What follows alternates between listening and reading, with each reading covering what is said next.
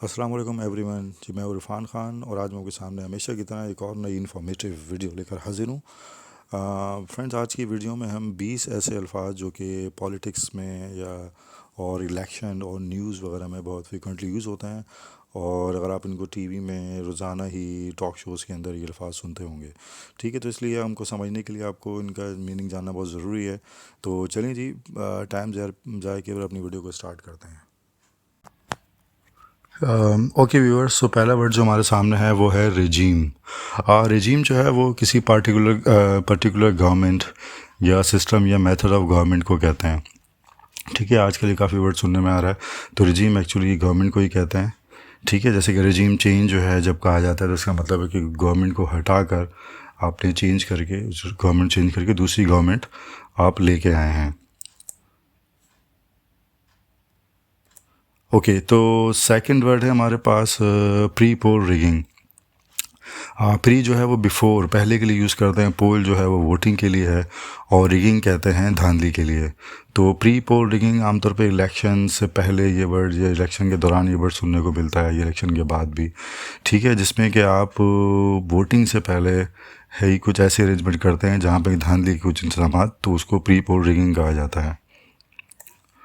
Okay नाज़रीन, next word है लोटा क्रेसी। ये आमतौर पे ख़ास तौर पे यहाँ पे पाकिस्तान में ये वर्ड काफ़ी आजकल सुनने को मिल रहा है। तो लोटा क्रेसी के लिए आपको समझना होगा लोटा का, यहाँ पे जो लोटा का वर्ड है आप समझ गए हैं कि ये किसके लिए इस्तेमाल हो रहा है। और जब हम पॉलिटिक्स की बात करते हैं तो लोटा जो है, ऐसे आप मेंबर ऑफ जो है नेशनल असेंबली या प्रोविंशियल असेंबली के मेंबर्स होते हैं कि जिनको जो है अपने पर्सनल गेन के लिए, वो अपने पर्सनल बेनिफिट के लिए क्या करते हैं कि वो पैसे या कोई और किसी रीज़न की वजह से या और किसी लालच में जो है वो उसके अगेंस्ट फिर वो क्या करते हैं, पैसे लेते हैं और अपनी जो है वो लॉयल्टी किसी सीक्रेटली, फिर ये है कि वो किसी डील के ज़रिए किसी और पार्टी को जो है वो तो क्या करते हैं वो दे देते हैं, तो उसमें इनको सपोर्ट करते हैं। और जो ऐसा पॉलिटिकल इन्वायरमेंट जो होता है जहाँ पे इस तरह के जो मेंबर्स हैं, ठीक है, पॉलिटिकल पार्टीज़ के, जहाँ ये रुझान हो आमतौर पर फ्रिक्वेंटली, तो ऐसे पॉलिटिकल इन्वायरमेंट को फिर लोटाक्रेसी कहा जाता है। ओके, तो the next word is horse trading. नाज़रीन, हॉर्स ट्रेडिंग जो है ये उससे ठीक है मिलता जुलता वर्ड है। एक्चुअली लोटाक्रेसी उस पॉलिटिकल इन्वायरमेंट को कहते हैं, और हॉर्स ट्रेडिंग जो है बेसिकली ये तो ये उस एक्ट को कहा जा रहा है जिसमें कि जो है एक मेंबर जो है, ठीक है, एमपी है, एमएनए वगैरह, जो वो क्या करें कि वो अपने किसी सीक्रेट डील के, ठीक है, किसी सीक्रेट डील के नतीजे में वो क्या करें कि वो अपनी पर्सनल गेन के लिए वो अपनी लॉयल्टी बेच रहे हैं। तो ये जो बाइंग एंड सेलिंग है कि आपने उनको ख़रीद लिया, ठीक है, उनको पैसे दिए और उनको ख़रीद लिया, तो ये बाइंग एंड सेलिंग जो है बेसिकली एक तरह से ट्रेडिंग है, तो इसको कहा जाता है हॉर्स ट्रेडिंग। ओके, ठीक है, the next word is swing voters. Okay नाज़रीन, आमतौर पे ये होता है कि जो वोटर्स होते हैं वो किसी एक पॉलिटिकल पार्टी की तरफ उनका रुझान होता है ना, तो वो उन्हीं को वोट दे रहे होते हैं। लेकिन काफ़ी सारे वोटर्स ऐसे होते हैं कि जिनका किसी एक पार्टी की तरफ साथ उनकी एलिजेंस नहीं होती, वो किसी एक पार्टी को सपोर्ट नहीं कर रहे होते, उनके सपोर्टर्स नहीं होते। तो क्या होता है कि बाद वक़्त वो फिर वो देखते हैं अपने हिसाब से, तो और वो बाद वक़्त जो है ना कभी इस पार्टी को लेते हैं, तो फिर अगर उनको नहीं समझ में आए दूसरी पार्टी को लेते हैं, तो उनका किसी एक पार्टी की तरफ रुझान नहीं होता, ये एक पार्टी को बेसिकली सपोर्ट नहीं करते, किसी पर्टिकुलर पार्टी को। तो ऐसे वोटर्स को कहा जाता है फिर स्विंग वोटर्स। क्योंकि स्विंग आपको पता है, स्विंग जो है झूले को कहते हैं। झूला जो है आप उसमें बैठते हैं तो यहाँ वहाँ जा रहा होता है, तो इस तरह ये वोटर्स भी जो होते हैं कभी यहाँ कभी वहाँ जा रहे होते हैं, किसी एक तरफ नहीं होते। इसी वजह से इनको स्विंग वोटर्स कहा जाता है। ओके, ठीक है, the next term is absolute majority. ये टर्म भी आपने सुनी होगी अक्सर, ठीक है, ख़ासतौर पर इलेक्शन के दौरान ये सुनने को मिलती है। एब्सोल्यूट मेजॉरिटी में वो तब होता है किसी इलेक्शन के बाद, ये आमतौर पे सिचुएशन होती है जिसमें कोई एक पर्सन या मोस्टली एक पार्टी होती है जो आपकी ज़्यादातर वोट जो है, ठीक है, टोटल जितने वोट्स होते हैं उसमें हाफ से ज़्यादा अगर वोट्स ले जाए, ठीक है, तो उसके बाद एब्सोल्यूट मेजॉरिटी आ जाती है। इसका मतलब ये कि वो पार्टी अकेले जो है वो अब गवर्नमेंट जो है बनाने की पोजीशन में होती है। ओके, फिर नेक्स्ट टर्म है हमारे पास कोएलिशन गवर्नमेंट। ठीक है, ये समझ लें कि देखें अक्सर हर दफ़ा ऐसे नहीं होता किसी पार्टी को, किसी एक पार्टी को एब्सोल्यूट मेजॉरिटी मिल जाए और वही अकेले जो है पार्टी वो बना सके। अक्सर ऐसा भी होता है कि उसमें 2-3 पार्टीज़ होती हैं, उनके थोड़े थोड़े वोट उनके तकरीबन जो बड़ी मेन पार्टी सामने आती हैं, तो उसमें क्या होता है कि एक से ज़्यादा पार्टी हैं, 2 हो सकती हैं, 3 हो सकती हैं, वो मिल के फिर जॉइंटली जो है वो एक गवर्नमेंट बनाती हैं। तो जो मिला के गवर्नमेंट 2-3 पार्टीज़ की हो सकती है, बनती है, तो उस ऐसी गवर्नमेंट को कहते हैं कोलिशन गवर्नमेंट। ओके नाज़रीन, तो नेक्स्ट वर्ड है आपके पास, नेक्स्ट जो टर्म है वो है टैक्टिकल वोटिंग। टैक्टिकल वोटिंग के लिए आप इसको एक मिसाल से समझ लें। फ़र्ज़ करें कि 2 कैंडिडेट हैं, ठीक है, किसी आप वोट कर रहे हैं किसी इलेक्शन में, 2 कैंडिडेट्स खड़े हुए हैं, एक ए है और एक बी है। ए जो है आप उन दोनों को ही बेसिकली वो जो है आप उनको सपोर्ट नहीं करते, लेकिन जो ए है कैंडिडेट ए, उसको आप बहुत ज़्यादा डिसलाइक करते हैं और आप वो नहीं चाहते कि वो किसी तरह भी आए जीते। जबकि बी जो है आप उसको इतना पसंद तो नहीं करते, लेकिन आप ए के मुकाबले में फिर भी आप कहते हैं कि ये फिर भी उससे बेहतर है, ठीक है, हालांकि उसको बहुत ज़्यादा सपोर्ट नहीं करते, लेकिन आप कहते हैं कि नहीं, लेकिन आप चूँकि बी को बहुत ज़्यादा डिसलाइक करते हैं, ए को बहुत ज़्यादा डिसलाइक करते हैं, तो आप बी को वोट देंगे इसलिए ताकि ए जो है कैंडिडेट ए वो किसी भी तरीके से ना आए और वो उसको दूर रखने के लिए, ताकि वो जीते ना। तो उसको हराने के लिए आप क्या करेंगे, आप बी को वोट देंगे जिसको आप कम डिसलाइक करते हैं, ठीक है। तो इस तरह की वोटिंग जब होती है तो उसको कहा जाता है टैक्टिकल वोटिंग। ओके नाज़रीन, फिर नेक्स्ट वर्ड है हंग पार्लियामेंट, ठीक है। तो हंग पार्लियामेंट बेसिकली पार्लियामेंट को उस वक्त कहा जाता है जब किसी इलेक्शन के बाद किसी पॉलिटिकल पार्टी के पास इनफ सीट्स नहीं होती कि वो एक ओवरऑल मेजॉरिटी जो है वो सिक्योर कर सके, तो ऐसे उसमें उस पार्लियामेंट को कहा जाता है कि वो हंग पार्लियामेंट है अभी। ओके, तो नेक्स्ट वर्ड है जनरल इलेक्शन। जनरल इलेक्शन आपको पता है कि ये आम इंतखाबात जो होते हैं, जो एक रेगुलर इलेक्शन होते हैं जो है एक सर्टेन ईयर्स के बाद, ठीक है, वो होते हैं हर मुख्तलिफ़ कंट्रीज़ में मुख्तलिफ उसका एक दौरानिया होता है। जैसे पाकिस्तान में 5 साल बाद होते हैं, कहीं 4 साल बाद होते हैं, ठीक है। तो उस जो आम इंतखाबात होते हैं उनको कहा जाता है जनरल इलेक्शन। लेकिन जनरल इलेक्शन के अलावा एक और वर्ड आपने बड़ा सुना होगा, ठीक है, ख़ासतौर पर इलेक्शन के पहले दौरान इसमें आमतौर पर ये सुनने में आता है, ये तो बाई इलेक्शन है, इसको स्पेशल इलेक्शन भी कहा जाता है या और बाई पोल भी कहा जाता है। बाई इलेक्शन जो है जो उर्दू में आप इसको ज़िमनी इंतखाबात समझ लें, ठीक है। और स्पेशल इलेक्शन जो है ये टर्म आपने शायद कम सुनी हो, ये एक्चुअली अमेरिका में या फ़िलीपींस वगैरह में यूज़ होती है, और बाई पोल जो है ये टर्म यूज़ होती है इंडिया में, ठीक है। तो बाई इलेक्शन क्या होते हैं, ज़िमनी इंतखाब होता है। तो आम इंतखाब के अलावा असल में बीच में अगर कोई सीट, ठीक है, अगर कोई जो है MNA MP की सीट खाली होती है, ठीक है, वो किसी वजह भी उसको सेट किसी वजह से डिस्क्वालीफाई कर दिया जाए, हो सकता है कि कोई किसी और वजह से वो जो है डी सीट हो जाए, या फिर ये है कि वो किसी का इंतकाल हो जाए, ठीक है, तो वो सीट खाली हो जाएगी। तो सीट खाली हो जाएगी तो उस सीट को ज़ाहिर फिल करने के लिए कोई दूसरा लाजमी वो चाहिए, तो उस सीट को फिल करने के लिए फिर वहाँ पे दोबारा फिर इलेक्शन करवाए जाते हैं।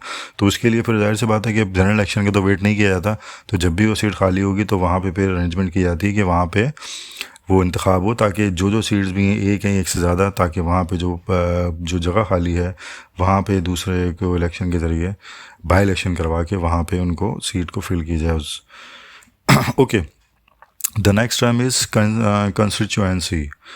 कंस्टिट्यूएंसी। अच्छा, ये याद रखिएगा यहाँ पे जो है कॉन्स्टिट्यूएंसी जो है वो गलत प्रोनाउंसिएशन है, इसका सही प्रोनाउंसिएशन है कंस्टिट्यूएंसी, ठीक है। इसमें चे की साउंड है सेकंड टी में एक्चुअली। तो कंस्टिट्यूएंसी जो है बेसिकली वो होता ही है कि जो आपकी कंट्री के इसमें मुख्तलिफ जो होती हैं, एक बहुत सारी क्या होती हैं ऑफिशियल जो है वो एक तरह से वो कंस्टिट्यूएंसीज़ होती हैं बहुत सारी। तो उसमें कंस्टिट्यूएंसी जो है बेसिकली वो एक एरिया का एक बॉर्डर, उसकी लिमिट्स होती हैं कि भाई ये एरिया है, इसकी जो लिमिट है वो यहाँ से यहाँ तक है, तो इसमें जो भी लोग हैं इस कॉन्स्टिट्यूएंसी के अंदर तो वो एक सर्टेन उसको वोट देंगे, तो वो फिर उस कॉन्स्टिट्यूएंसी के अलग जो है वो MNA MP वगैरह जो भी होगा वो इलेक्ट होगा। तो वो इस तरह ये हल्का बंदियाँ जो होती हैं, हल्का कहलाता है, तो वो एक ऑफिशियल बाउंड्री होती है कि ठीक है ये कॉन्स्टिट्यूएंसी है, और इस तरह पूरे मुल्क को मुख्तलिफ कॉन्स्टिट्यूएंसीज़ में जो है वो डिवाइड किया जाता है। ओके, इसके बाद है पोलिंग स्टेशन। या आपने लाजमी सुना होगा पोलिंग स्टेशन जो है, और आप शायद जानते भी हो पोलिंग स्टेशन या पोलिंग प्लेस भी समटाइम कहा जाता है। तो बेसिकली जो है जब आमतौर पर पब्लिक प्लेसेस होती हैं जहाँ पे जहाँ पे अरेंजमेंट किया जाता है, जहाँ पे लोग जाते हैं इलेक्शन के दिन और वहाँ जाके अपने वोट जो है वो कास्ट करते हैं, ठीक है। तो उस जगह को फिर पोलिंग स्टेशन या पोलिंग प्लेस कहा जाता है। ओके, टर्न आउट जो है नाज़रीन, वो किसी भी पर्टिकुलर इलेक्शन के अंदर जो टर्न आउट है, यानी कितने लोग जो है वो नंबर ऑफ़ पीपल वो निकले और उन्होंने वोट दिया, ठीक है। फॉर एग्जांपल कि अगर किसी एक जगह पे 100 रजिस्टर्ड वोटर्स हैं तो उसमें कितने लोग निकले, आमतौर पर इसको परसेंटेज में बताया जाता है कि फ़र्ज़ करें 50% टर्न आउट रहा, 60%। आपने अक्सर ये टर्म सुनी होगी। इसका मतलब ये है कि 100 लोग अगर रजिस्टर्ड वोटर थे जिनको वोट देना था, वोट देने के काबिल थे, ठीक है, वोटर, उसमें से 60 लोगों ने 100 में से 60 लोगों ने टर्न आउट दिया। तो आमतौर पर 100% नहीं होता, तो कभी 50, 60, 70% ये इस तरीके से टर्न आउट होता है। ओके, प्रोटेस्ट जो है वो एहतजाज को कहते हैं, ठीक है। आप किसी स्टेटमेंट या एक्शन के ज़रिए कोई भी अपना डिसअप्रूवल, एहतजाज जो है, ठीक है, वो तो, और ऑब्जेक्शन टू समथिंग, ठीक है, एहतजाज को कहते हैं। सिट इन जो है वो धरना है, ठीक है। और आपको पता है धरना किसको कहते हैं, ये भी एहतजाज की एक फॉर्म है जिसमें आप किसी जगह पे जाके ऑक्यूपाई करते हैं, बैठ जाते हैं, और फिर आपकी कोई डिमांड्स होती हैं, फिर आप कहते हैं कि नहीं भाई, हमारी जब तक डिमांड्स हम पूरी नहीं होंगी, ठीक है, तो हम यहाँ से नहीं उठेंगे। तो इसको धरना कहते हैं, अंग्रेज़ी में कहते हैं इसको sit in. Okay, the next term is ill gotten money. ये भी कहीं ना कहीं आपने कभी शायद पढ़ी हो न्यूज़ वगैरह में या अखबारात में कहीं सुना हो। तो इल गॉटन मनी का मतलब ये है, इल गॉटन का मतलब ये होता है कि नाजायज़ तरीके से, गलत तरीके से या हराम तरीके से कमाया गया। और मनी यानी कि पैसे, नहीं, गलत तरीके से या हराम तरीके से कमाई गई जो है, हासिल की गई पैसे जो हैं, दौलत, उसको कहते हैं ill gotten money. Okay, the next term is political pundit. Pundit actually basically एक ऐसे शख्स को कहा जाता है जो कि जिसको बहुत नॉलेज हो, जिसको वास्ट नॉलेज हो किसी पर्टिकुलर सब्जेक्ट के बारे में, ठीक है। तो जो आमतौर पे फिर ये है कि अगर हम पॉलिटिकल पंडित के बाद, और ये डिफरेंट हो सकते हैं अलग सब्जेक्ट के हिसाब से, जैसे पॉलिटिकल पंडित की अगर हम बात करें तो ऐसे इसको पॉलिटिक्स के बारे में काफ़ी नॉलेज हो, और जो है वो आके फिर अपना ओपिनियंस देते हैं, उनके बारे में लिखते हैं, ठीक है। इनको टॉक शोज़ वगैरह में बुलाया जाता है, तो उनको पॉलिटिकल पंडित्स कहा जाता है, ठीक है। और ये फिर फाइनेंशियल पंडित्स भी हो सकते हैं, डिफरेंट उसके सब्जेक्ट के अलग पंडित्स हो सकते हैं, ठीक है। ये पंडित का वर्ड जो है बेसिकली वही जो रिलीजियस स्कॉलर्स होते हैं पंडित, उसमें लिया जाता है, लेकिन वो आमतौर पे PA से लिखते हैं, ठीक है। लेकिन ये जो वर्जन है, ये जो बताया जाता है पंडित, ठीक है, तो ये U से लिखा जाता है, ठीक है। तो okay, the next term is treason. इसमें एस जो है जेड की इसमें साउंड है, ट्रीजन जो है वो आम आसान अल्फाज में समझ लें गद्दारी के लिए यूज़ करते हैं। यानी कि आप जब किसी अपनी कंट्री से लॉयल नहीं होते, ठीक है, आप उससे वफादारी नहीं करते, इस ख़ास तौर पे आप किसी, अगर आप एनिमीज़ की अपने उसकी कुछ इलीगली कुछ गवर्नमेंट को हटाने की कोशिश कर रहे हो, या फिर दुश्मन वगैरह के, ठीक है, हेल्प कर रहे हो, ठीक है, या किसी भी तरीके से जान के उसमें जो गद्दारी के वो आ रहे होंगे, ठीक है, गद्दारी कर रहे हैं, तो वो चीज़ उस गद्दारी के उसमें आती है, तो इसको ट्रेजन कहा जाता है।